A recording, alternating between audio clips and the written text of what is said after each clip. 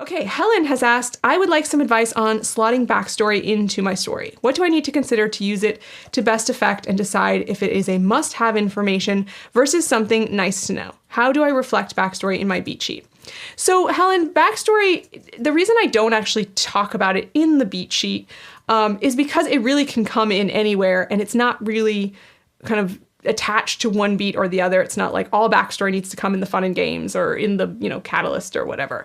So backstory really just can come anywhere, and that's not very helpful, I realize. So the thing about backstory that I've discovered, which I think is the most effective, is the teasing of backstory. So as opposed to just putting a bunch of backstory in like one flashback, I found that the novels where the backstory works the best, ones that I've read and then ones that I've written, is when it's teased out throughout the story and just enough information is given to the reader at certain points in order to, one, leave them hanging about what the rest of the story is. So when you tease backstory, you are literally teasing the reader about another story that they want to know about. As opposed to giving it all at once, it might just sort of drag down the plot and they might not be as interested.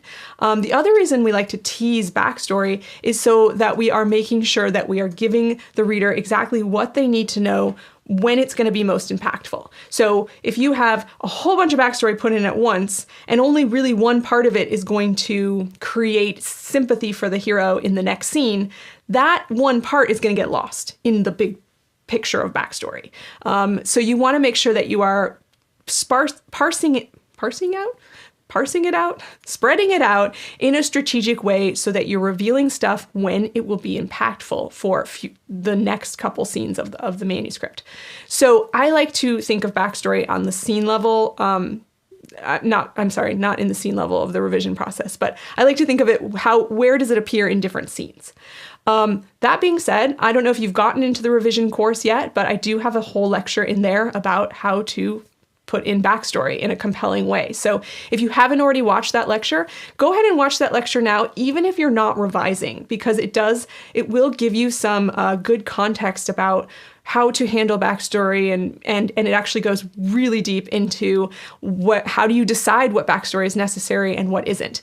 And I will warn you, if you're still writing a first draft, put it all in as much as you want and worry about it being important later. So that's another thing that is the difference between a first draft and a revision. Is a first draft, you just, you put it in when you want to put it in. You don't worry about whether it's a must-have or whether it's superfluous. And then when it's time to revise and you have the full picture, you can say, oh, well, actually this whole, little backstory about how he went to how he met so-and-so at the supermarket is actually not as impactful as I thought it would be, because now I see the full story and there's nothing that comes out of that. So I can just, take that part out. So I don't know where you are in the process. If you're in the first draft, don't worry about it too much. When you're revising is when you really need to worry about where and how the backstory is being developed and delivered. But if you do want a little insider peek at backstory, I would definitely check out that lecture. It is in the story level checkpoint lectures of the revision course. If you enjoyed this video, we've got a lot more on writingmastery.com. Check the description for links to our blog, free writing tools, and more. Happy writing.